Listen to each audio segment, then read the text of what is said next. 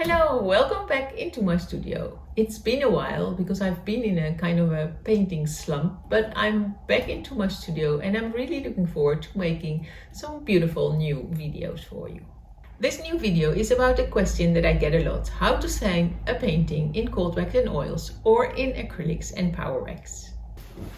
I will show you 5 ways to sign your painting, and of course it depends on whether you work on a large painting, a small painting or on paper.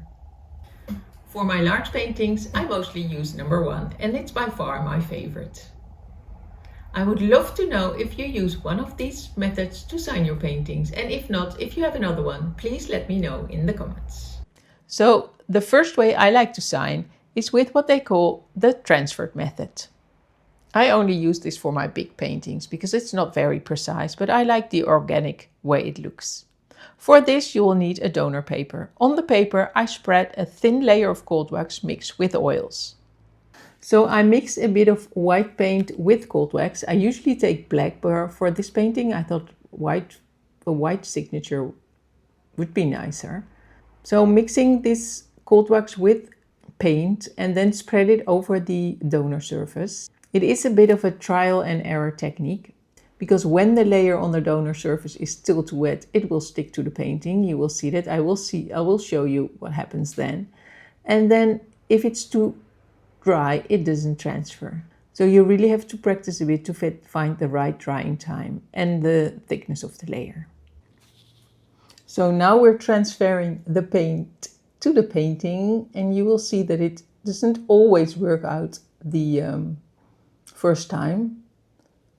If you're too much in a hurry and you haven't waited long enough to let the paint set up a bit, you will see that it comes off too much. But you can always just wipe it off with a baby wipe, or just wipe the parts off you don't like. I really like the organic look of this method. And as you can see, you can easily wipe it off. Maybe a faster way is just to wipe all off and try it again. And I will show you another one which worked out immediately when I was patient enough to let it set up a bit.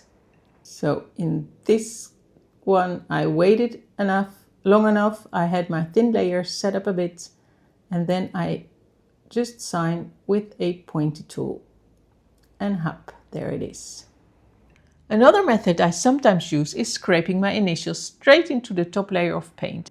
The surface has to be dry enough to hold a mark, but not fully cured. Although when you use a very sharp and pointy tool, you can just scrape in a very dry layer. I usually use whatever I have, a pencil with a sharp point, or a needle tool, or even the back of a brush. Don't worry about it being perfect. I don't think it will work if you have a very long and flowy signature, but if you want to carve in your initials, it works perfect.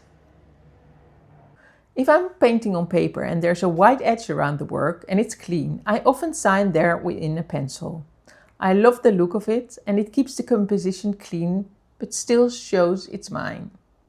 Also, the buyer can decide whether he or she wants to see the signature. If you use a mat to frame the painting, you can cover it up. Sometimes I don't have a clean white edge, or I find the painting quite busy with lots of marks and textures, and I prefer to sign on the back with a pencil, a black pencil, or just a normal crayon. I include my name, the title, and sometimes the year. And of course there are plenty of other ways to sign your work, and you should try them all. You can also use this Pebeo artist marker. It's oil-based, so you can use it on your cold wax and oils. Of course, when you paint in acrylics and power wax, you can use acrylic markers, but for oils there are not many, but this one you could use. It doesn't really work for me because I think they're a bit scratchy, but maybe it's just mine, the one that I have. You could write with them on your painting. My name is way too long to write in this pen.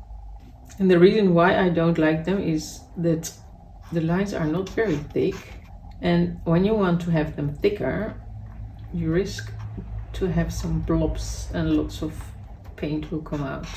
But like I said, maybe it's just my pen, and let me know in the comments if yours works better. So that's it, a few of my favorite ways to sign a painting. I hope this gives you some ideas to add your personal touch to your work. And if you try any of these methods or have another one, please let me know in the comments. Thank you for watching, and don't forget to like, subscribe and hit the bell if you want to see more painting tips and tutorials. I've been away for a bit, but I will start reposting every 2 weeks. See you in the next video. Bye for now.